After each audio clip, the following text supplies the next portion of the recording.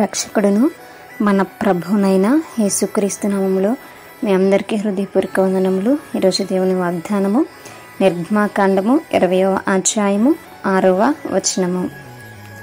నన్ను ప్రేమించి నా ఆజ్ఞలు గైకొను వారిని 1000 తరముల వరకు కరుణించువాడినై ఉన్నాను. హల్లెలూయా. మరి ఇక్కడ దేవుడు ఆజ్ఞలు ఇస్తూ ఉన్నాడు కదండి. మరి ఓ మోషేకి దేవుడు ఆజ్ఞలు ఇస్తూ ఉన్నప్పుడు మరి దేవుని యొక్క ఆశీర్వాదము మనము ఎన్ని సంవత్సరాలు లేదంటే ఎప్పటి వరకు మనము పొందుకోగలము, ఎలా పొందుకోగలము అనేటువంటి విషయాన్ని ఇక్కడ దేవుడు తెలియచేస్తున్నారు. మరి ఆయన గొప్ప దేవుడు కనుక, ఆయన రోషము కలిగినటువంటి దేవుడు కనుక మరి అలాంటి దేవుని ఎవరైనా ప్రేమిస్తే మరి ఆయన అంటున్నాడు, నన్ను ప్రేమించి నా ఆజ్ఞలు గైకొని వారిని. హల్లెలూయా. మరి ప్రేమించడం అనంటే ఆజ్ఞలను గౌరవించడం, ఆజ్ఞలను పాటించడం. ఈ విషయం మనకి చాలా క్లియర్గా దేవుడు అనేక సార్లు చెప్తున్నారు కదా. మరి నిజమే కదా, ఈ లోకంలో కూడా ఎవరినైనా మనం ప్రేమించాము అంటే వారు ఏ మాట చెప్తున్నారో ఆ మాటను మనము నెరవేరుస్తూ ఉంటాం. మరి అదే విధముగా మరి దేవునిని మనం ప్రేమిస్తున్నాము అని అంటే ఆయన మనకి ఇచ్చినటువంటి ప్రతి ఒక్క ఆజ్ఞను కూడా మనం గైకొనేటువంటి వారము ఉండాలి. దీనినే క్రియాపూర్వకమైనటువంటి ప్రేమ అంటారు.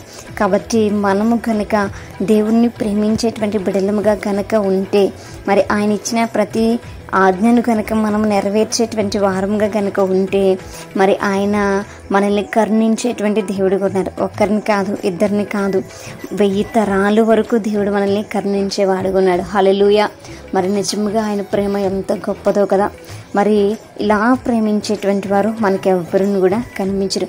1000 తరాలు ఆయన ఆశీర్వదిస్తాను అని సెలవిస్తున్నటువంటి దేవుడు. మరి 1 రోజు కాదు, 2 రోజులు కాదు, 1 సంవత్సరం కాదు, 1 తరము కాదు, 1000 తరాలు అని అంటే నిజంగా అది ఎంత మరి ఊహించలేనటువంటి గొప్ప ప్రేమ మనం అర్థం చేసుకోవాలి. మరి ఇలాంటి ప్రేమను, ఇలాంటి ఆశీర్వాదములు మనం పొందుకోవాలి అని అంటే మనము దేవుని పైన ప్రేమ అనేది ఉంచాలి. మనము ఆయన ఇచ్చినటువంటి ఆజ్ఞల పైన మరి నమ్మకం అనేది ఉంచే ఆ ఆజ్ఞలను మరి పాటించేటువంటి వారముగా, ఆజ్ఞల వెంబడి నడిచేటువంటి బిడలముగా ఉండాలి.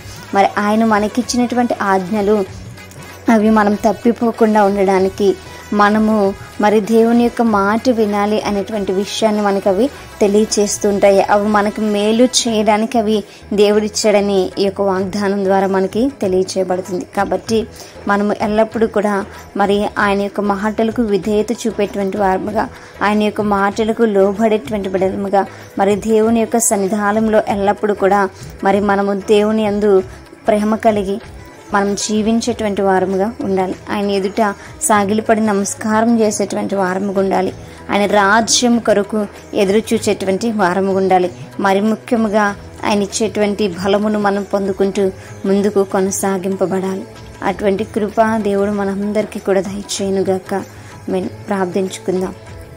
పరిశుద్ధుడా, మహాగణుడా, మీకు వందనాలు ప్రభా. నిజమే అయ్యా నా తండ్రి, నా ప్రభా, మీ ప్రేమ ఎంతో గొప్పది కనుకనే ఇటువంటి ఆశీర్వాదములు ప్రభా మీరు ఇచ్చేటువంటి దేవుడినై ఉన్నారు. కరుణించేటువంటి దేవుడు అన్నావు ప్రభా. మీ కరుణ లేనిదే ప్రభా మేము ఇళ్ళలో బ్రతుకుట అసాధ్యము. అయ్యా నా తండ్రి, నా ప్రభా, రక్షణ అయ్యా నా తండ్రి అది నీ కరుణ వల్లనే వచ్చింది కనుక ప్రభా మీకు వందనాలు ప్రభా. నా తండ్రి, మేము మీకు ఆజ్ఞలు గైకొనేటువంటి వారముగా, తద్వారా మీ పైన ఉన్నటువంటి ప్రేమను ప్రత్యక్షపరిచేటువంటి బిడలముగా ఉండేటుకుని సహాయం దయచేయమని ప్రభా. అయా విడిచిపెట్టేటువంటి వారముగా కాదు కానీ, వెనుకకు వెళ్ళిపోయేటువంటి వారముగా కాదు కానీ ప్రభా, అయా నీ చిత్తాన్ని నెరవేర్చి ముందుకు కొనసాగబడేటువంటి బిడలుగా మేము ఉండేటుకుని సహాయం దయచేయమని నిరంతరం నా తండ్రి నీవే మాకును తోడుగా ఉండమని ఒక ప్రార్థన దయచేసి మీ పాదసని చేర్చుకోమని యేసయ్య అతి పరిశుద్ధ నామములో అతి మిక్కిలి వనముగా బ్రతిమలాడి వేడుకుని పొందించున్నాం మా ప్రియ పరలోకపు మా కన్న తండ్రి. Praise the Lord everyone. May God bless you all.